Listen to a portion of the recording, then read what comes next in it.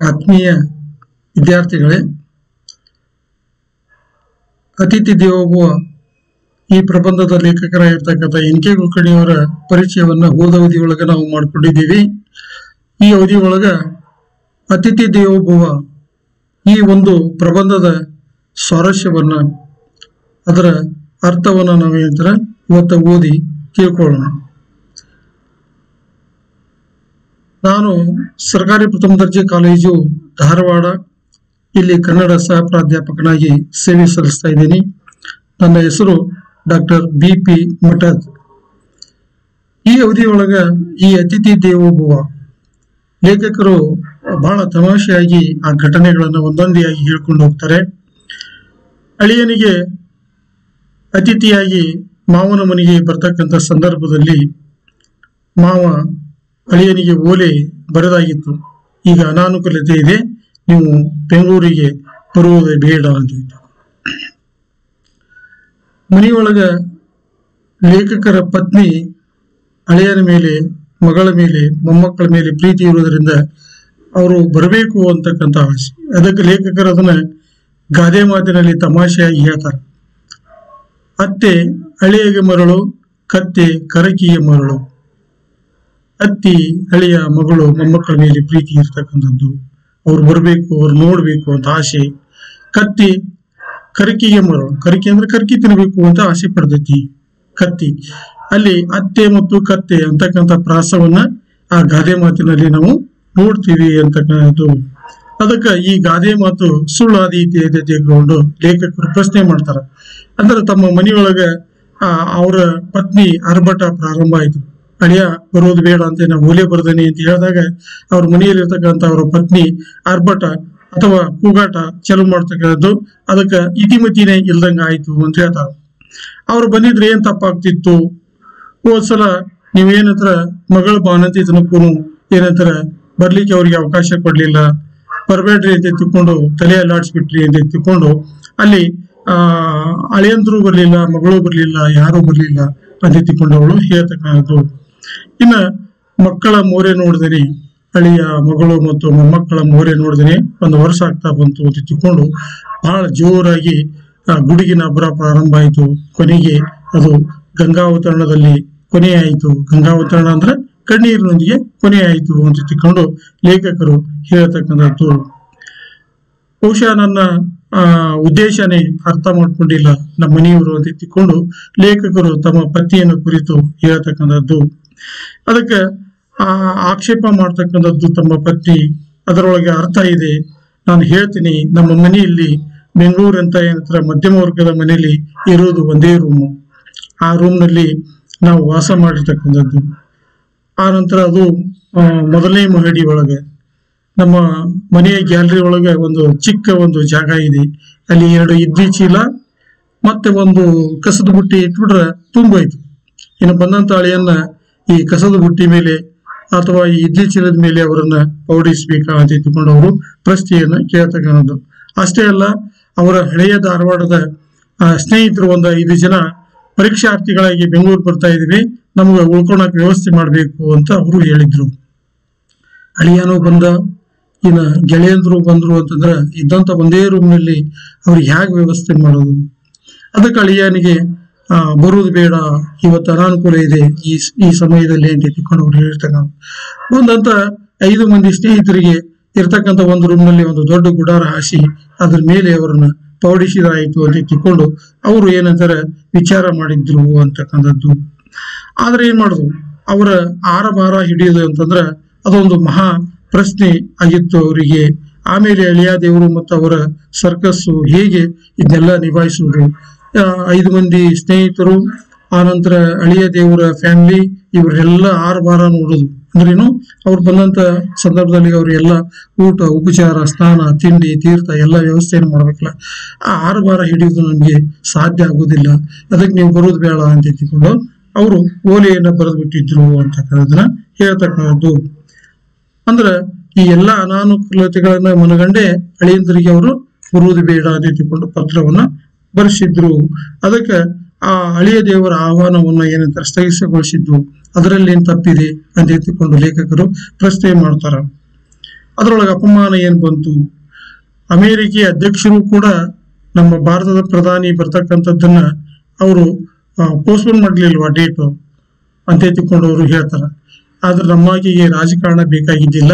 ಅಲ್ಲಿ ಏನ್ ಬೇಕಾಗಿತ್ತು ಅವರಿಗೆ ಅಂತಂದ್ರ ಒಟ್ಟಿನ ಮೇಲೆ ಅವರು ಅಳಿಯನ್ನ ನೋಡ್ಬೇಕು, ಮೊಮ್ಮಗಳನ್ನ ನೋಡ್ಬೇಕು, ಮೊಮ್ಮಗನ್ ನೋಡ್ಬೇಕು, ಮಗಳನ್ನ ನೋಡ್ಬೇಕು ಅಂತಕ್ಕಂಥ ಹಿನ್ನೆಲೆ ಒಳಗನೆ ಆ ಲೇಖಕರ ಹೆಂಡತಿ ಏನಂತಾರ ತಮ್ಮ ಸಂಕಷ್ಟವನ್ನ ಅವರಲ್ಲಿ ತೋಡ್ಕೊಂಡ್ರು ಅಂತಕ್ಕಂಥದ್ದನ್ನ ನಾವು ಸಾಮಾನ್ಯವಾಗಿ ಕಾಣ್ತೇವೆ ಅಂತಕ್ಕಂಥದ್ದು.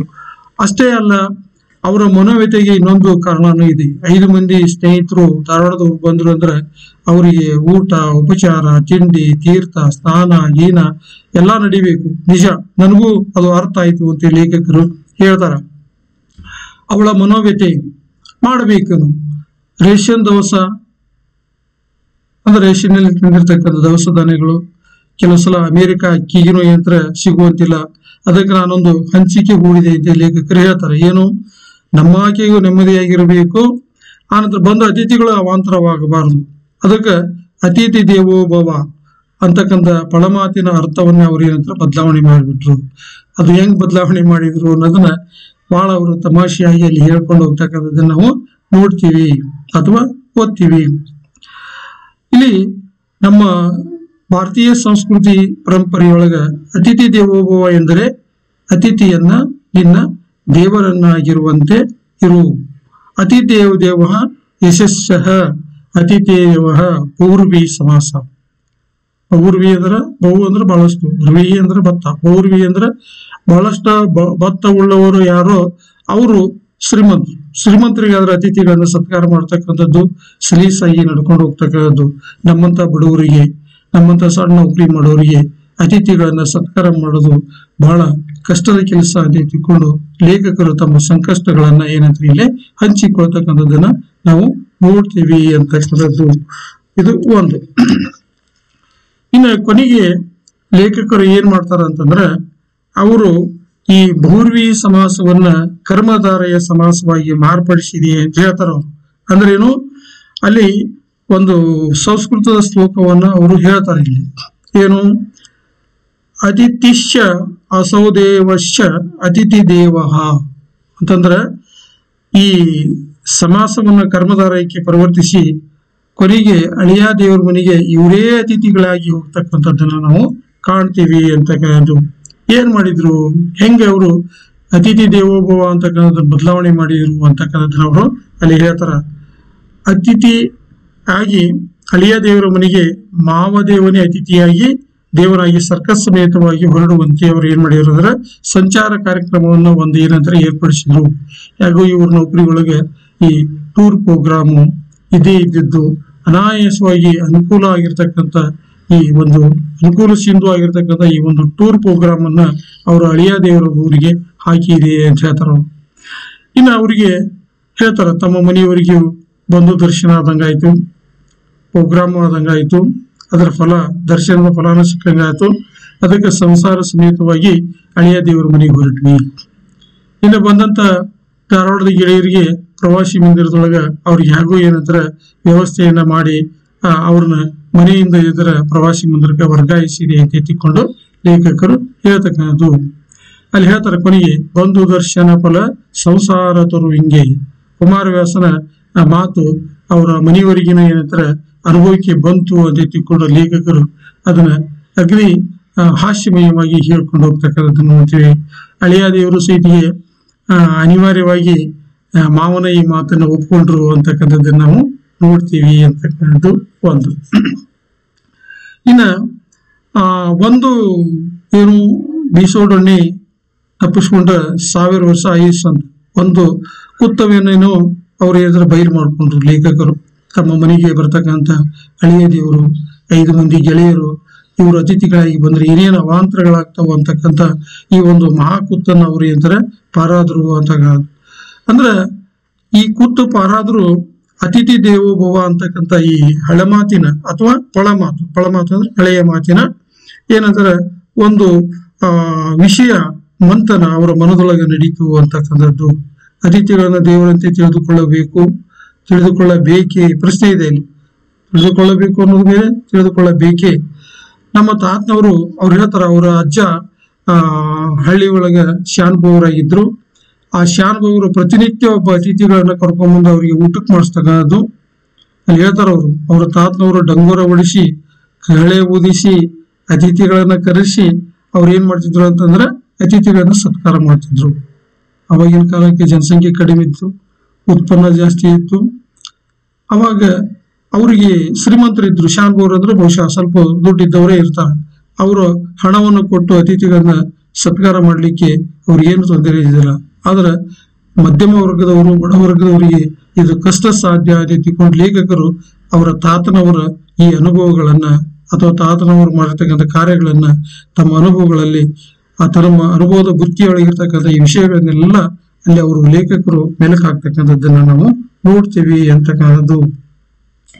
ಇನ್ನ ಬೆಂಗಳೂರಿನಂತಹ ಊರೊಳಗ ಉಚ್ಚ ನಾಗರಿಕತೆಯ ಸಭ್ಯತೆಯ ಆತಿಥ್ಯವೇ ಸ್ವರ್ಗವೆಂಬ ಅತಿಥಿ ದೇವರನ್ನು ನಾವು ಏನಂತ ಕಾಣ್ತೀವಿ ಅಂತಕ್ಕಂಥದ್ದು ನಿಜ. ಏಕೆ ಒಮ್ಮೊಮ್ಮೆ ಸರ್ಕಾರದವರು ಏನಂತಂದ್ರೆ ಈ ಅತಿಥಿಗಳಾಗಿ ಸರ್ಕಾರ ಮಟ್ಟದೊಳಗೆ ಅತಿಥಿಗಳು ಬಂದಾಗ ಸರ್ಕಾರವೇ ಅತಿಥಿ ದೇವರಾಗಿ ಏನಂತಾರೆ ಅಲ್ಲಿ ನಡೆದುಕೊಳ್ಳೋದಿಲ್ಲವೇ ಅಂತ ತಿಳ್ಕೊಂಡವರು ಹೇಳ್ತಕ್ಕಂಥದ್ದು. ಅಂದ್ರೆ ರಷ್ಯಾದವರು ನಮ್ಮ ದೇಶದವರು ರಷ್ಯಾಕ್ಕೆ ಹೋಗೋದು, ಅಮೆರಿಕದವ್ರು ನಮ್ಮ ದೇಶಕ್ಕೆ ಬರೋದು, ನಮ್ಮ ದೇಶದವರ ಅವ್ರಿಗೆ ನಾವು ಅತಿಥಿಗಳು, ನಾವು ಅವರಿಗೆ ಅತಿಥಿಗಳು, ಇದು ಏನು ನಿರಂತರವಾಗಿ ನಡೆದೇ ಇರತಕ್ಕಂಥ ಒಂದು ಕಾರ್ಯ ಅಂತ ತಿಳ್ಕೊಂಡು ಲೇಖಕರು ಹೇಳ್ತಾರ. ಒಂದೊಂದ್ಸಲ ಹೇಳ್ತಾರ, over A cup of coffee ಅಂತ ತಿಳ್ಕೊಂಡು ಭೇಟಿ ಮಾಡ್ತಾರಲ್ಲ. ಒಮ್ಮೊಮ್ಮೆ ಲಂಚ್ ಅಂದ್ರೆ ಮಧ್ಯಾಹ್ನದ ಊಟವನ್ನ ಏನಂತಾರೆ ಪಾರ್ಟಿಗಳ ಹಿನ್ನೆಲೆ ಒಳಗ ಇಡೀ ಪ್ರಪಂಚದ ಹಣೆ ಬರವನ್ನ ಏನಂತಾರೆ ಹೆಚ್ಚು ಕಡಿಮೆ ಮಾಡುವಂತ ಐತಿಹಾಸಿಕ ಭಾಷಣಗಳು ಏನಂತಾರೆ ನಡೀತವು. ಮಧ್ಯಾಹ್ನದ ಒಂದು ಊಟ ಮಾಡಿ ಮಧ್ಯಾಹ್ನದ ಊಟ ಮಾಡಿ ಇಡೀ ಪ್ರಪಂಚದ ಹಣೆ ಬರವನ್ನೇ ಬರೀತಕ್ಕಂಥ ಭಾಷಣಗಳು ನಡೀತವು ಈ ಭೂಮಿ ಮೇಲೆ ಅಂತಕ್ಕಂಥದ್ರವರು. ಅಂದ್ರೆ ಲಂಚು, ಅತಿಥಿ ಸತ್ಕಾರ ಇವೆಲ್ಲವೂ ಬೇರೆ ಬೇರೆ ಹಂತದೊಳಗೆ ಹೇಗೆ ನಡೀತಾವ ಅನ್ನೋದನ್ನ ಲೇಖಕರು ಇಲ್ಲಿ ಏನಂತಾರೆ ಅವುಗಳ ವಿವರಣೆ, ವಿಶ್ಲೇಷಣೆ ಅವುಗಳನ್ನ ಇಲ್ಲಿ ಒಂದ್ ರೀತಿಯೊಳಗ ವಿಡಂಬನಾತ್ಮಕವಾಗಿನೂ ಸಹಿತ ಅವ್ರು ಹೇಳ್ತಕ್ಕಂಥದ್ದನ್ನ ನಾವು ನೋಡ್ತೀವಿ ಅಂತಕ್ಕಂಥದ್ದು. ಇದೆಲ್ಲ ಸರಿ, ಅದು ದೊಡ್ಡ ದೊಡ್ಡ ಮಟ್ಟದಲ್ಲಿ ಅಂದ್ರೆ ಇಂಟರ್ನ್ಯಾಷನಲ್, ನ್ಯಾಷನಲ್, ಸ್ಟೇಟ್ ಲೆವೆಲ್ ಅಧಿಕಾರಿಗಳ ಮಟ್ಟದಲ್ಲಿ ಅಥವಾ ಸರ್ಕಾರದ ಮಟ್ಟದಲ್ಲಿ ನಡೀತಕ್ಕಂಥ ಕಾರ್ಯಕ್ರಮಗಳಿವೆಲ್ಲ ಅವೆಲ್ಲ ದೊಡ್ಡ ದೊಡ್ಡವರ ಆತಿಥ್ಯವಾಯಿತು.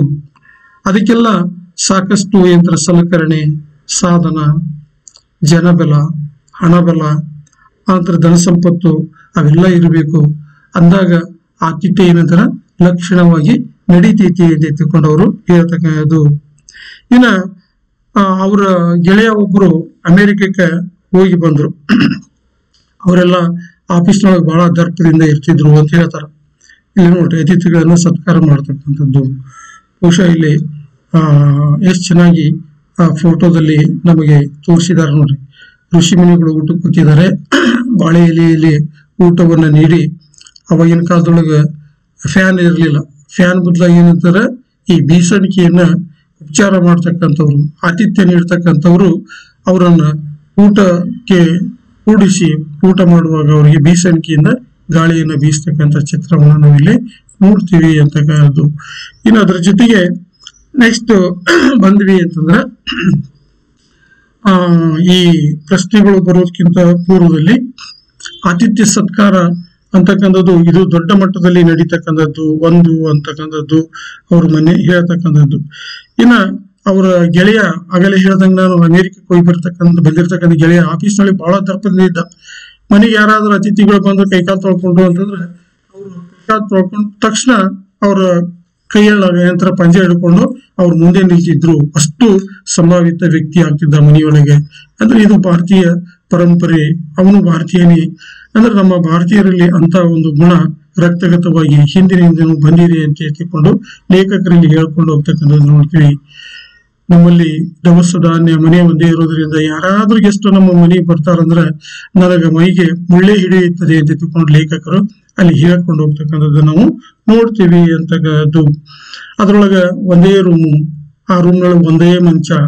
ಯಾರಾದ್ರೂ ಗೆಸ್ಟ್ ಬಂದ್ರು ಅಂದ್ರೆ ಆ ಮಂಚವನ್ನ ಅವ್ರಿಗೆ ಕೊಟ್ಟು ಇವ್ರು ಏನ್ ಮಾಡ್ತಿದ್ದಾರೆ ಅಂದ್ರ ಶಯ್ಯ ಭೂಮಿ ತಲಂ ಅಂದ್ರೆ ಅವನ ಹಾಸಿಗೆ ಭೂಮಿ ತಳನ ಆಗಿರ್ತಿತ್ತು. ಆನಂತರ ದಿಶೋಪಿ ವಸನಂ ಎಂಬಂತೆ ಭೂಮಿ ತಾಯಿಯ ತೊಡೆಯ ಮೇಲೆ ಏನಂತಾರೆ, ನಾನು ಚಚ್ಚಲ ಮುಖವಾಗಿ ಮಲಗಬೇಕಾಗಿತ್ತು, ಪೌಡಿಸಬೇಕು. ಅದಕ್ಕೆ ನನಗೂ ನಿತ್ಯವೂ ದ್ವಾದಶಿ ಪಾರಣೆ, ಪ್ರತಿನಿತ್ಯ ದ್ವಾದಶಿ ಪಾರಣೆ ಮಾಡಬೇಕು, ಡ್ಯೂಟಿಗೆ ಹೋಗ್ಬೇಕು, ಊಟ ಮಾಡಬೇಕು. ಅಂತರ ಯಾರಾದ್ರೂ ಗೆಸ್ಟ್ ಬಂದ್ರೆ ಪ್ರತಿನಿತ್ಯದ ನಮ್ಮ ಕೆಲಸ ಕಾರ್ಯಗಳಿಗೆ ಅಡಚಣೆ ಆಗ್ತೈತಿ ಅಂತ ತಿಳ್ಕೊಂಡು ಲೇಖಕರಿಲ್ಲೇ ಹೇಳ್ಕೊಂಡು ಹೋಗ್ತಕ್ಕಂಥದ್ದು ನೋಡ್ತೀವಿ. ಇನ್ನ ಮನೆಗೆ ಬರ್ತಕ್ಕಂಥ ಅತಿಥಿಗಳು ಒಬ್ಬೊಬ್ರು ಒಂದೊಂದು ರೀತಿಯಾಗಿರ್ತಕ್ಕಂಥದ್ದು. ಈ ಮನೆಯೊಳಗ ಬುಕ್ ಶೆಲ್ಫ್ನೊಳಗ ನಾವೇನಂತಂದ್ರೆ ಅಚ್ಚುಕಟ್ಟಾಗಿರ್ತಕ್ಕಂಥ ಪುಸ್ತಕಗಳನ್ನ ಅವುಗಳನ್ನೆಲ್ಲ ಅಸ್ತವ್ಯಸ್ತಗೊಳಿಸೋದು. ಕದಳಿ ವನಕ್ಕೆ ಆನು ನುಗ್ಗಿ ಕದಳಿ ವನ ಅಂದ್ರೆ ಬಾಳೆ ವನವನ್ನು ಹಾಳು ಮಾಡುವಂಗ ಪುಸ್ತಕವನ್ನ ಅಸ್ತವ್ಯಸ್ತವಾಗಿ ಮಾಡಿ ಅವನ್ನ ಅಲ್ಲಿಷ್ಟು ಕೆಡುವುದು, ಒಂದಿಷ್ಟು ಅಸ್ತವ್ಯಸ್ತವಾಗಿ ಇಡುವುದು. ನಾವು ನೀಟಾಗಿರ್ತಕ್ಕಂಥ ಪುಸ್ತಕಗಳನ್ನ ಅಸ್ತವ್ಯಸ್ತ ಮಾಡ್ತಕ್ಕಂಥ ಅತಿಥಿಗಳು ನಮ್ಮ ಮನೆಗೆ ಬರ್ತಾರೆ ಅಂತ ತಿಳ್ಕೊಂಡು ಲೇಖಕರಲ್ಲೇ ಹೇಳ್ಕೊಂಡು ಹೋಗ್ತಕ್ಕಂಥದ್ದು ನಾವು ನೋಡ್ತೀವಿ ಅಂತಕ್ಕಂಥದ್ದು. ಅದರ ಜೊತೆಗೆ ಕೆಲವರು ಯಾವುದೋ ಒಂದು ಚೆನ್ನಾಗಿರ್ತಕ್ಕಂಥ ಪುಸ್ತಕ ತಗೊಂಡು ಈ ಪುಸ್ತಕ ಓದ್ಕೊಡ್ತೇನೆ ಚೆನ್ನಾಗಿದೆ ಅಂತ ಹೇಳ್ತಾರೆ. ಅದಕ್ಕೆ ಲೇಖಕರು ಹೇಳ್ತಾರ, ತಗೋ ಅಂತ ಹೇಳ್ಯ, ಬ್ಯಾಡ ಅಂತ ಹೇಳ್ಯ, ಅಥವಾ ಸುಮ್ಮನೆ ಇದು ಬಿಡ್ಲಿ ಅಂತ ಹೇಳ್ತಾರೆ. ಅನಿವಾರ್ಯವಾಗಿ ಮನೆಗೆ ಬಂದಂತ ಅತಿಥಿಗಳ ಮನಸ್ಸನ್ನು ನೋಯಿಸಬಾರ್ದು ಅಂತ ತಿಳ್ಕೊಂಡು ಆಯ್ತು ಓದಿ ವಾಪಸ್ ಕೊಡ್ರಿ ಅಂತ ಹೇಳ್ತೀನಿ ಅಂತಕ್ಕಂಥದ್ದು. ಇನ್ನು ಕೆಲವರು ಯಾವ್ದಾದ್ರು ಒಂದು ಹೊಸ ಪ್ರಕಟಣೆ ಆಗಿತ್ತು ಆ ಲೇಖಕರದು ಅಂತಂದ್ರೆ, ಹೊಸ ಪುಸ್ತಕ ಪ್ರಕಟವಾಗಿದೆಯಲ್ಲ, ಒಂದು ಕಾಂಪ್ಲಿಮೆಂಟರಿ ಕಾಪಿ ಕೊಡ್ರಿ ಅಂತ ತಿಳ್ಕೊಂಡು ಅವರಿಗೆ ಪೀಡಿಸ್ತಕ್ಕಂಥದ್ದು. ಇವರು ಹೇಗೋ ಅತಿಥಿಗಳನ್ನ ಸಂಭಾಳಿಸ್ತಿದ್ರು. ಹೇಗೆ ಇಲ್ಲ ಪ್ರಕಾಶಕರು 25 ಕಾಪಿಯನ್ನು ಕೊಡ್ತೇನೆ ಅಂತ ಹೇಳಿದಾರ, ಹೇಗೋ ಲಿಸ್ಟ್ ಒಳಗ ಕಾಂಪ್ಲಿಮೆಂಟರಿ ಕಾಪಿ ಯಾರ್ಯಾರು ಕೊಡ್ಬೇಕು ಅನ್ನೋದು ಲಿಸ್ಟ್ ಮಾಡ್ಕೊಂಡಿದ್ದೀನಿ, ಆ ಲಿಸ್ಟ್ ಒಳಗೆ ನಿಮ್ಮ ಹೆಸರಿದೆ, ನಿಮಗೂ ಒಂದು ಕಾಪಿ ಕೊಡ್ತೇನೆ ಅಂತ ತಿಳ್ಕೊಂಡು ಲೇಖಕರು ಅವರನ್ನ ಸಾಕಾಗ್ತಿದ್ರು ಅಂತಕ್ಕಂಥದ್ದು. ಈ ರೀತಿ ಪುಸ್ತಕಗಳನ್ನ ಅಸ್ತವ್ಯಸ್ತ ಮಾಡೋದು, ಕಾಂಪ್ಲಿಮೆಂಟರಿ ಕಾಪಿ ಕೇಳೋದು, ಅಥವಾ ಇದ್ದಂತ ಪುಸ್ತಕವನ್ನು ಓದ್ಲಿಕ್ಕೆ ಅವರು ತಾವು ಜೊತೆಗೆ ತೆಗೆದುಕೊಂಡು ಹೋಗ್ತಕ್ಕಂಥದ್ದು, ಇವರು ಓದ್ತಕ್ಕಂಥ ಹವ್ಯಾಸ ಇಟ್ಕೊಂಡು. ಇನ್ನು ಕೆಲವರು ಈ ಹವ್ಯಾಸ ಇಟ್ಕೊಂಡು ಮನೆಗೆ ಅತಿಥಿಗಳಾಗಿ ಬಂದಾಗ ಅಂದ್ರೆ ಸಿಗರೇಟ್ ಅನ್ನು ಸೇರ್ತಕ್ಕಂಥವ್ರು. ಅಲ್ಲಿ ಏನಂತಾರ, ಆ ಆಶ್ ಟ್ರೇ ಇದ್ರು ಸೈಟಿಗೆ ಅಂದ್ರೆ ಆ ಬತ್ತಿ ಸೇದಂತ ಹೊಗೆಯನ್ನ ಅಥವಾ ಒಂದು ಬೂದಿಯನ್ನು ಹಾಕ್ಲಿಕ್ಕೆ ಒಂದು ಸಾಧನ ಇದ್ರು ಸೈಟಿಗೆ ಇವ್ರು ಏನಂತಾರ, ಇಡೀ ಸಿಗರೇಟ್ ಅನ್ನ ತಮ್ಮ ಧೂಮಪಾನವನ್ನ ಮಾಡಿ ಆ ಬೂದಿಯ ಒಂದು ದೊಡ್ಡ ಗುಡ್ಡೆಯನ್ನ ಮಾಡಿ ಹಾಕಿ ಹೋಗ್ತಿದ್ರು. ಅದು ಒಂದು ರೀತಿ ಬೂದಿ ಗುಡ್ಡೆ ಆಗ್ತಿತ್ತು ಅಂತಂದ್ರ ಅರ್ಥೇನು, ಹಂಗ ಗುಡ್ಡಿನ ಅಲ್ಲ, ಅಷ್ಟು ಮನೆಯನ್ನ ಹೊಲಸು ಮಾಡಿ ಹೋಗ್ತಿದ್ರು ಅಂತಕ್ಕಂಥದ್ದು. ಇನ್ನು ಅವರು ಹೋಗುವಾಗ 32 ಹಲ್ಲು ಕಾಣುವಂಗ ಅವರು ಏನಂತಾರೆ ಹೋಗಿ ಬರ್ಲ ಅಂತ ಹೇಳ್ತಿಕೊಂಡು ನಕ್ಕಾಗ ಅವ್ರನ್ನ ಅನಿವಾರ್ಯವಾಗಿ ಬೀಳ್ಕೊಂಡು ಬರ್ತಕ್ಕಂಥದ್ದು. ಬಂದು ಮನೆಯೊಳಗೆ ಕೆಟ್ಟ ಮುಖ ಮಾಡಿ ಆ ಫ್ಲೋರ್ ನಲ್ಲಿ ಬಿದ್ದಿರ್ತಕ್ಕಂಥ ಬೂದಿಯನ್ನ ಏನಂತಾರೆ ಸ್ವಚ್ಛಗೊಳಿಸ್ತಕ್ಕಂಥ ಕೆಲಸವನ್ನು ಒಮ್ಮೊಮ್ಮೆ ನಾನು ಮಾಡ್ತಿದ್ದೆ ಅಂತ ತಿಳ್ಕೊಂಡು ಲೇಖಕರು ಹೇಳ್ತಕ್ಕಂಥದ್ದು. ಹಿಂಗೆ ಕೆಲವು ಅತಿಥಿಗಳು ಬಂದು ಹಿಂಸೆಯನ್ನು ಕೊಟ್ಟು ನಾ ಬರಲ್ಲ ಅಂತ ತಿಳ್ಕೊಂಡು ಹೇಳಿದಾಗ 32 ಹಲ್ಲು ತರದು ಕೇಳಿದಾಗ ಅವರು ಬಹಳ ಸಂತೋಷ ಅಂತ ತಿಳ್ಕೊಂಡು ಅವರನ್ನ ಬೀಳ್ಕೊಡ್ತಿದ್ರು ಅಂತ ತಿಳ್ಕೊಂಡು ಲೇಖಕರಲ್ಲಿ ಹೇಳ್ತಕ್ಕಂಥದ್ದು. ಅಂದ್ರೆ ಅಷ್ಟರ ಮಟ್ಟಿಗೆ ಈ ಅತಿಥಿ ದೇವೋ ಭವ ಅಂತಕ್ಕಂಥದ್ದು ಎಷ್ಟರ ಮಟ್ಟಿಗೆ ಸರಿ, ಎಷ್ಟರ ಮಟ್ಟಿಗೆ ಸರಿ ಅಲ್ಲ, ಎಂತಹ ಅತಿಥಿಗಳನ್ನು ಸತ್ಕಾರ ಮಾಡಬೇಕು, ಎಂತಹ ಅತಿಥಿಗಳನ್ನು ನಾವು ಸ್ವಾಗತ ಮಾಡಬೇಕು ಅನ್ನೋದ್ರ ಬಗ್ಗೆ ಕೆಲವೊಂದಿಷ್ಟು ವಿಚಾರಗಳನ್ನು ಲೇಖಕರು ನಮ್ಮ ಜೊತೆಗೆ ಹಂಚಿಕೊಂಡಿರ್ತಕ್ಕಂಥದ್ದು ನಾವು ನೋಡ್ತೀವಿ ಅಂತಕ್ಕಂಥದ್ದು.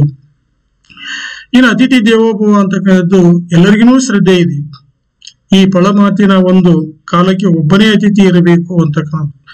ನಮ್ಮ ಬಗ್ಗೆ 4 ಒಳ್ಳೆ ಮಾತಾಡ್ತಿರ್ಬೇಕು. ಬಂದಂತ ಅತಿಥಿ ಹೇಗಿರ್ಬೇಕು ಅಂತಂದ್ರೆ ಮನೆಗೆ ನಮ್ಮ ಬಗ್ಗೆ ಒಂದಿಷ್ಟು ಒಳ್ಳೆ ಮಾತಾಡ್ತಿರ್ಬೇಕು. ಆ ನಂತರ ಏನಂದ್ರೆ ನಮ್ಮ ಕಾಷ್ಟ ಕಾರ್ಪಣ್ಯಗಳಿಗೆ ಅಂದ್ರೆ ನಮ್ಮ ಸುಖ ದುಃಖಗಳಿಗೆ ಅವ್ರು ಏನ್ ಮಾಡ್ಬೇಕಂತಂದ್ರೆ ಮರಗ್ತಕ್ಕಂಥ ವ್ಯಕ್ತಿ ಆಗಿರ್ಬೇಕು. ಆ ನಂತರ ಮನೆಯೊಳಗಿರ್ತಕ್ಕಂಥ ಲೇಖಕರ ಮಗಳ ಸಂಗೀತವನ್ನ ಅಂದ್ರೆ ಕರ್ಕಶ ಸಂಗೀತವನ್ನು ಕೇಳಿ ಬಹಳ ಚೆನ್ನಾಗಿದೆ ರೀ ಅಂತ ತಿಳ್ಕೊಂಡು ಅವರು ಹೇಳುವಂತಿರ್ಬೇಕು. ಇತ್ತೀಚಿನ ಲೇಖಕರ ಪ್ರಕಟಣೆ ಅಂದ್ರೆ ಅವರೇ ಬರೆಯತಕ್ಕಂಥ ಒಂದು ಪುಸ್ತಕ ಪ್ರಕಟಣೆ ಆದಾಗ ಆ ಪುಸ್ತಕ ತಗೊಂಡು ಓದಿ ಏನ್ರಿ ಎಷ್ಟು ಚೆನ್ನಾಗಿದೆ ಅಂತ ತಿಳ್ಕೊಂಡು ಅವರಿಗೆ ಏನಂತ ಒಂದ್ ರೀತಿ ಒಳಗೆ ಹೊಗಳುವಂಗಿರ್ಬೇಕು ಅಂತ ಹೇಳ್ತಾರೆ. ಮತ್ತದ್ರ ಜೊತೆಗೆ ಮತ್ತೇನು ಅಂತಂದ್ರೆ ಆ ಪುಸ್ತಕವನ್ನು ತಗೊಳ್ಳುವಾಗ ಅವರು ಕ್ರಯಕ್ಕೆ ತಗೋಬೇಕು, ದುಡ್ಡು ಕೊಟ್ಟು ತಗೋಬೇಕು. ಹಂಗಪ್ಪ ಕೊಟ್ಟು ತಗೊಂಡು ಓದೋರು ಬಹಳ ಮಂದಿ ಇದಾರೆ. ದುಡ್ಡು ಕೊಟ್ಟು ತಗೊಂಡು ಓದಿ ನನ್ನನ್ನು ಹೊಗಳುವಂಗಿರ್ಬೇಕು. ಅಂದ್ರೆ ಬಹಳಷ್ಟು ಮಂದಿ ಅತಿಥಿಗಳನ್ನ ಸ್ವಾಗತ ಮಾಡಿದಾಗ ಅತಿಥಿಗಳು ಇದ್ರೆ ಚೆನ್ನಾಗಿರ್ತೈತಿ ಅಂತ ಹೇಳ್ಕೊಂಡು ಬಹಳಷ್ಟು ಮಂದಿಯ ಏನು ಅಭಿಪ್ರಾಯಗಳನ್ನೇ ಲೇಖಕರು ತಮ್ಮ ಅಭಿಪ್ರಾಯಗಳನ್ನಾಗಿ ಇಲ್ಲಿ ಯಾವುದೇ ಸಂಕೋಚ ಇಲ್ಲದೆ ಅವ್ರು ಹೇಳ್ಕೊಂಡು ಹೋಗಿರ್ತಕ್ಕಂಥದ್ದನ್ನ ಸಾಮಾನ್ಯವಾಗಿ ನಾವು ಕಾಣ್ತೀವಿ ಅಂತಕ್ಕಂಥದ್ದು. ಇನ್ನ ಮನೆಗೆ ಬರುವಾಗ ತಮ್ಮ ಚಿರಂಜೀವಿಗಾಗಿ ಒಂದು ಸ್ವೀಟ್ ಪಾಕೆಟ್ ಅನ್ನು ಹಿಡ್ಕೊಂಡ್ಬರ್ಬೇಕು. ಹಿಂಗೆಲ್ಲ ಅವ್ರ ಆಸೆಗಳು. ಇನ್ನ ಹೊರಗಡೆ ತಿರ್ಕೊಂಡು ಬರೋ ಅಂತ ತಿಳ್ಕೊಂಡು ಸಾಯಂಕಾಲ ವಾಕಿಂಗ್ ಹೋಗೋದು. ವಾಕಿಂಗ್ ಇಂದ ವಾಪಸ್ ಬರುವಾಗ ಏನ್ ಮಾಡ್ಬೇಕು ಅಂತಂದ್ರೆ ಒಂದಿಷ್ಟು ಬಾದಾಮಿ ಹಣ್ಣುಗಳನ್ನು ತರಬೇಕು. ಅದ್ರ ಜೊತೆಗೆ ಒಂದು ಸಿನಿಮಾ ಶೋ ನೋಡ್ಕೊಂಡ್ ಬರೋಣ ಬಾ ಅಂತ ತಿಳ್ಕೊಂಡು ನಮ್ಮನ್ನು ಕರ್ಕೊಂಡು ಹೋಗ್ಬೇಕು ಅವರು. ಹೀಗೆಲ್ಲ ಅತಿಥಿಗಳಾಗಿ ಬಂದಂತವರು ಯಾರ ಮನೆಯೊಳಗೆ ವಾಸವಾಗಿರ್ತಾರೋ ಅವ್ರ ಬಗ್ಗೆ ಇಂಥ ಅಭಿಪ್ರಾಯಗಳಿದ್ರೆ ಚೆನ್ನಾಗಿರ್ತೈತಿ ಅಂತ ತಿಳ್ಕೊಂಡು ಲೇಖಕರು ತಮ್ಮ ಅಭಿಪ್ರಾಯಗಳನ್ನ ಇಲ್ಲಿ ಅವರು ಗರಿಯಾಗಿ ಬಣ್ಣವಾಗಿ ಅದನ್ನು ವರ್ಣನೆ ಮಾಡಿರ್ತಕ್ಕಂಥದ್ದನ್ನು ನೋಡ್ತೀವಿ. ಅದನ್ನೇ ಇರಲಿ ಗಿವ್ ಅಂಡ್ ಟೇಕ್, ಕೊಡು ಮತ್ತು ತೆಗೆದುಕೋ ಅಂತಕ್ಕಂಥ ಈ ಪ್ರತಿಫಲಾಪೇಕ್ಷೆ ಇಲ್ದೇನೆ ಅತಿಥಿ ಸತ್ಕಾರ ಸಾಮಾನ್ಯವಾಗಿ ನಡೆಯೋದು ಕಡಿಮೆ ಇವತ್ತಿನ ಆಧುನಿಕ ಕಾಲದೊಳಗೆ. ಅಂದ್ರೆ ಅತಿಥಿ ಸತ್ಕಾರ ನಾವು ಮಾಡ್ತೀವಿ ಅಂದ್ರೆ ಅಲ್ಲಿ ಸ್ವಾರ್ಥನೂ ಇರ್ತೈತಿ ಮತ್ತು ಪರಾರ್ಥನೂ ಇರ್ತೈತಿ ಅನ್ನೋ ಅರ್ಥದೊಳಗೆ ಲೇಖಕರು ಈ ಪ್ರಬಂಧವನ್ನ ಅಲ್ಲಿ ಬರ್ಕೊಂಡು ಹೋಗಿರ್ತಕ್ಕಂಥದ್ದು ನಾವು ನೋಡ್ತೀವಿ. ಹಾಗಾದ್ರೆ ಅತಿಥಿ ದೇವೋಭವ ಎಂಬ ಮಾತಿನ ಮರ್ಮ ಏನು? ಅನಾಸಕ್ತಿಯಿಂದ ಪ್ರತಿಫಲಾಪೇಕ್ಷೆ ಇಲ್ಲದೆ ಅತಿಥಿ ಸತ್ಕಾರ ಅಥವಾ ಆತಿಥ್ಯ ನಡೆಯಬೇಕು. ಅದು ಸಾಧ್ಯವಿಲ್ಲವೇ ಇವತ್ತಿನ ಕಾಲದೊಳಗೆ?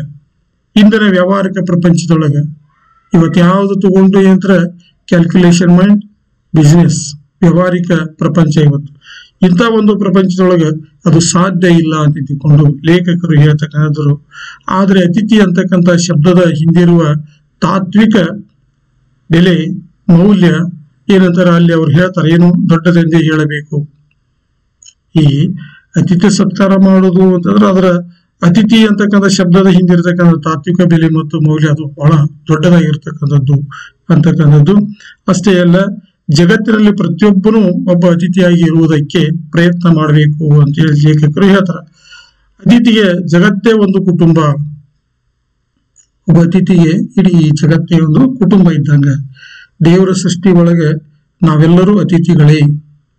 ಈ ಭೂಮಿಗೆ ನಾವೆಲ್ಲರೂ ಅತಿಥಿಗಳಾಗಿ ಬಂದೇವಿ. 100 ವರ್ಷ, 110, 120, 130 ವರ್ಷ ಇಲ್ಲಿ ಇರ್ತೀವಿ. ನಮ್ಮ ಆತಿಥ್ಯವನ್ನು ಸ್ವೀಕಾರ ಮಾಡ್ತೀವಿ. ಸ್ವೀಕಾರ ಮಾಡಿ ನಾವು ಮತ್ತೆ ಅಲ್ಲಿ ಮೇಲ್ಗಡೆ ಹೋಗ್ತಾರ. ಅಂದ್ರ ದೇವರ ದೃಷ್ಟಿಯೊಳಗೆ ನಾವೆಲ್ಲರೂ ಈ ಭೂಮಿಗೆ ಅತಿಥಿಗಳಾಗಿ ಬರ್ತೀವಿ ಅಂತಕ್ಕಂಥದ್ದು ಲೇಖಕರು ಹೇಳ್ತಕ್ಕಂಥದ್ದು. ಇನ್ನು ಹೋದೆಲ್ಲ ನೋಡ್ರಿ, ಹೋದಲ್ಲೆಲ್ಲ ಆತಿಥ್ಯ ನೀಡುವುದು ಬಂಧುಗಳಿಗಾಗಿಯೇ. ಆತಿಥ್ಯ ನೀಡುವವರು ಯಾರು? ಬಂಧುಗಳಾಗಿಯೇ ಬಿಡ್ತಾರೆ. ಬಹುಶಃ ಯಾರ್ಯಾರ ಆತಿಥ್ಯ ನೀಡ್ತಾರೋ ಅವರೆಲ್ಲರೂ ಬಂಧುಗಳಾಗಿ ಬಿಡ್ತಾರ ಅಂತ ಇಟ್ಕೊಂಡು ಹೇಳ್ತಕ್ಕಂಥದ್ದು. ಆದ್ರೆ ಅತಿಥಿ ಮಾತ್ರ ಅತಿಥಿಯೇ. ಯಾರು ಅತಿಥಿಯಾಗಿ ಬಂದಿರ್ತಾನ ಅವನು ಅದರ ಅತಿಥಿನೇ ಆಗ್ತಾನ. ಅಂದ್ರ ಅನಾಸಕ್ತ ಅತಿಥಿ ಆತ. ನಮ್ಮ ಮನೆಗಳಲ್ಲಿಯೂ ಸಹ ಏನಂದ್ರೆ ಒಬ್ಬ ಅತಿಥಿಯಾಗಿ ನಾವಿರ್ಬೇಕು ಅಂತ ಹೇಳ್ತಾರೆ. ಅನಾಸಕ್ತ, ಯಾವ್ದ್ರೊಳಗ ಆಸಕ್ತಿ ಇರಬಾರ್ದು, ಅನಾಸಕ್ತ ಅತಿಥಿಯಾಗಿರ್ಬೇಕು ಅಂತ ಈ ಲೇಖಕರು ಎಷ್ಟು ಚೆನ್ನಾಗಿ ಹೇಳ್ತಾರೆ. ಅದ್ರ ಅರ್ಥ ಅಂದ್ರೆ ಯಾವ್ದು ಆಶೆ ಆಕಾಂಕ್ಷೆಗಳಿಂದೇನೆ ಸುಮ್ಮನೆ ಒಬ್ಬರ ಅತಿಥಿಯಾಗಿ ನೀವು ಗೆಸ್ಟ್ ಆಗಿ ಅಲ್ಲಿ ಹೋಗ್ಬೇಕು. ಅವ್ರೇನು ಆತಿಥ್ಯ ಕೊಡ್ತಾರೆ ಅಷ್ಟೇ ಸ್ವೀಕಾರ ಮಾಡಬೇಕು. ಅವ್ರೇನು ಗೌರವ ಕೊಡ್ತಾರೆ ಅಷ್ಟೇ ತಗೋಬೇಕು. ಅದನ್ನ ಬಿಟ್ಟು ನನ್ಗೆ ಅದೇ ಬೇಕು ಇದೇ ಬೇಕು ಅಂತ ಇಟ್ಟುಕೊಂಡು ಹಠ ಹಿಡಿಬಾರ್ದು ಅಂತಕ್ಕಂಥದ್ದನ್ನು ಲೇಖಕರು ಹೇಳ್ತಾರ. ಅಷ್ಟೇ ಅಲ್ಲ, ಪ್ರತಿಫಲಾಪೇಕ್ಷೆ ಇಲ್ಲದೆ ಆತಿಥ್ಯ ನಡೀಬೇಕು. ಏನೂ ನಾನು ಬಯಸುವುದಿಲ್ಲ, ಫ್ರೀಯಾಗಿ ನಾನು ಏನಂದ್ರೆ ಅತಿಥಿ ಸತ್ಕಾರ ಮಾಡ್ತೀನಿ ಅಂತಕ್ಕಂಥ ಒಂದು ಆತಿಥ್ಯ ನಡೆಯಬೇಕು ಅಂತಕ್ಕಂಥ ಆಸಕ್ತಿ ಇಲ್ಲದೆ ಅತಿಥಿಯಾಗಿ ಏನಂದ್ರೆ ಉಳಿಯಬೇಕು. ಆತಿಥ್ಯ ಸ್ವೀಕಾರ ಮಾಡೋನು, ಆತಿಥ್ಯ ನೀಡೋನು ಇಬ್ರು ಏನಂದ್ರೆ ಪ್ರತಿಫಲಾಪೇಕ್ಷೆ ಇಲ್ಲದೆ ಆ ಆತಿಥ್ಯ ಮತ್ತು ಅತಿಥಿ ಇವೆರಡೂ ಏನಂದ್ರೆ ಅಲ್ಲಿ ಚೆನ್ನಾಗಿ ನಡಿಬೇಕು. ನೋಡ್ರಿ, ಆಸಕ್ತಿ ಇಲ್ಲದ ಅತಿಥಿಯಾಗಿ ಉಳಿಯಬೇಕು. ಇದು ನಿಜವಾದ ಅತಿಥಿ ದೇವೋಭವ ಅಂತಕ್ಕಂಥ ಒಂದು ಮಾತಿಗೆ ಮೌಲ್ಯ ಬರ್ತೈತಿ ಅಂತಕ್ಕಂಥ. ಇಲ್ಲೇ ಹೋದ್ರೆ ಅತಿಥಿ ದೇವೋಭವ ಅಂತಕ್ಕಂಥದಕ್ಕೆ ಅರ್ಥನೇ ಬರುದಿಲ್ಲ ಅಂತ ತಿಳ್ಕೊಂಡು ಲೇಖಕರಲ್ಲಿ ಹೇಳ್ತಕ್ಕಂಥ. ಅಂದ್ರೆ ಅತಿಥಿ ದೇವೋಭವ ಅಂತಂದ್ರೆ ಏನು, ಅದ್ರ ನಿಜವಾದಂತ ಮೌಲ್ಯ ಅಂದ್ರೆ ಏನು? ಈ ಪ್ರತಿಫಲಾಪೇಕ್ಷೆ ಇಲ್ಲದೆ ಅತಿಥಿಗಳು ಬರಬೇಕು, ಬಂದಂತ ಅತಿಥಿಗಳನ್ನು ಇವರು ಸಹಿತ ಸತ್ಕಾರ ಮಾಡಬೇಕು ಅಂತ ತಿಳ್ಕೊಂಡು ಎಷ್ಟು ಮೌಲಿಕವಾಗಿ ಲೇಖಕರು ಈ ಪ್ರಬಂಧದಲ್ಲಿ ಅದನ್ನು ಬಹಳ ಚೆನ್ನಾಗಿ ವಿವರಣೆ ಮಾಡ್ಕೊಂಡು ಹೋಗಿರ್ತಕ್ಕಂಥದ್ದನ್ನು ನಾವು ನೋಡ್ತೀವಿ. ಹೀಗೆ ಬಹುಶಃ ನಿಮ್ಮ ಮನೆಗೆ ಬಂದಾಗ ಬಹಳಷ್ಟು ಮಂದಿ ಅತಿಥಿಗಳು ಏನೇನು ಕಿರಿಕಿರಿ ಮಾಡಿದರು ಅಥವಾ ನೀವು ಅತಿಥಿಗಳಾಗಿ ಹೋದಾಗ ಏನೇನು ಅನುಭವಿಸಿದ್ರು ಅವೆಲ್ಲ ವಿಷಯಗಳನ್ನ ನಿಮ್ಮ ಕಲ್ಪನೆಗೆ ಬರುವಾಗ ಲೇಖಕರು ತಮ್ಮ ಅನುಭವಗಳನ್ನು ಅವರ ಅನುಭವಗಳು, ಕೆಲವು ಸಲ ಅವ್ರಿಗೆ ಆಗಿರ್ತಕ್ಕಂಥ ಘಟನೆಗಳು ಅಥವಾ ಅವರಿಗೆ ಗಮನಕ್ಕೆ ಬಂದಿರತಕ್ಕಂಥ ಪ್ರಸಂಗಗಳು ನಮಗೂ ಅನುಭವಗಳಾಗಿರ್ತಕ್ಕಂಥ ಸಾಧ್ಯತೆಗಳಿರ್ತಾವೆ. ಹೀಗಾಗಿ ಆ ಅನುಭವಗಳನ್ನ ಅನುಭವಿಸಿರ್ತಕ್ಕಂಥ ಲೇಖಕ ಈ ಪ್ರಬಂಧದಲ್ಲಿ ತನ್ನ ಅನುಭವಗಳನ್ನ ಬಹಳ ಚೆನ್ನಾಗಿ ಹಂಚಿಕೊಂಡಿರ್ತಕ್ಕಂಥದನ್ನು ನಾವು ನೋಡ್ತೀವಿ ಅಂತ. ಇನ್ನ ಪ್ರಶ್ನೆಗಳು. ಅತಿಥಿ ದೇವೋಭವ ಪ್ರಬಂಧದ ಲೇಖಕರಾರು? ಅತಿಥಿ ದೇವೋಭವ ಪ್ರಬಂಧದ ಲೇಖಕರು ಯಾರು? ಇದರ ಲೇಖಕರು ಯಾರು ಹೇಳ್ತೀರಿ? ಎಸ್ NK ಅವರು. ನೀವು ಹೇಳಿದ ಉತ್ತರ ಸರಿ ಇದೆ. ಅತಿಥಿ ದೇವೋಭವ ಪ್ರಬಂಧ ಕುರಿತು ಚರ್ಚಿಸಿರಿ. ಅದರ ಬಗ್ಗೆ ಸಾಕಷ್ಟು ವಿಷಯಗಳನ್ನ ಈಗಾಗಲೇ ನಾವು ಚರ್ಚೆ ಮಾಡಿದ್ವಿ. ಮತ್ತೊಮ್ಮೆ ನೀವೆಲ್ಲ ಅವುಗಳನ್ನು ಕುರಿತು ಚರ್ಚೆ ಮಾಡ್ರಿ ಅಂತ. ನೀವು ಅತಿಥಿಗಳನ್ನು ಸ್ವಾಗತಿಸುವ ಪರಿಯನ್ನು ಹೇಳಿರಿ. ಅಂದ್ರೆ ನೀವು ಅತಿಥಿಗಳನ್ನ ಹೆಂಗ ಸತ್ಕಾರ ಮಾಡ್ತೀರಿ, ಒಂದ್ ಸ್ವಲ್ಪ ಸಂಕ್ಷಿಪ್ತವಾಗಿ ನೀವೊಂದು ಪ್ರಬಂಧವನ್ನು ಬರೆದು ನೋಡ್ರಿ. NK ಅವರ ಜನ್ಮಸ್ಥಳ ಯಾವುದು? NK ಅವರ ಜನ್ಮಸ್ಥಳ ಯಾವುದು ಅನ್ನೋದನ್ನ ಈಗಾಗಲೇ ನಾನು ನಿಮ್ಗೆ ಹೇಳಿದ್ದೀನಿ ಅಂತಕ್ಕಂಥದ್ದು. ಇನ್ನ ಅತ್ತೆ ಅಳಿಗೆ ಮರಳು ಕತ್ತೆ ಡ್ಯಾಶ್ ಗಾದೆ ಪೂರ್ಣಗೊಳಿಸಿರಿ. ಈಗಾಗಲೇ ನಾವು ಅಲ್ಲಿ ನೋಡ್ಕೊಂಡಿದ್ದೀವಿ. ಏನು? ಅತ್ತೆ ಅಳಿಗೆ ಮರಳು ಕತ್ತೆ ಕರಕಿಗೆ ಮರಳು ಅಂತಕ್ಕಂಥ ಗಾದೆ ಮಾತು. ಎಸ್, ನೀವು ಸರಿಯಾದಂತ ಉತ್ತರವನ್ನು ಹೇಳಿದ್ದೀರಿ. ಇದಿಷ್ಟು ಅತಿಥಿ ದೇವೋಭವ ಅಂತಕ್ಕಂಥ ಪ್ರಬಂಧದ ವಿಷಯ. ಇದನ್ನ ಲೇಖಕರು ಬಹಳ ಸ್ವಾರಸ್ಯವಾಗಿ ನಿರೂಪಣೆ ಮಾಡಿದ್ದಾರೆ. ತಮಾಷೆಯಾಗಿ, ಹಾಸ್ಯಭರಿತವಾಗಿ. ಬಹುಶಃ ತಮ್ಮ ಮನೆಯೊಳಗ ಆ ಘಟನೆ ನಡೆದಿದ್ದನ್ನ ಎಷ್ಟು ಮನೋಜ್ಞವಾಗಿ ಓದುಗರಿಗೆ ಅದನ್ನ ಕಟ್ಟಿಕೊಟ್ಟಿರ್ತಕ್ಕಂಥದ್ದನ್ನ ನಾವು ನೋಡ್ತೀವಿ. ಇದಿಷ್ಟು ಈ ಅತಿಥಿ ದೇವೋಭವ ಪ್ರಬಂಧದ ಒಂದು ವಿಷಯ. ಇನ್ನು ಮುಂದೆ ಮತ್ತೊಂದು ಪ್ರಬಂಧದ ವಿಷಯವನ್ನ 7ನೇ ಅವಧಿಯೊಳಗೆ ನಾವು ನೋಡೋಣ. ನಿಮಗೆಲ್ಲ ಅಲ್ಲಿವರೆಗೂ ಏನಂತಾರೆ, ನಮಸ್ಕಾರಗಳು.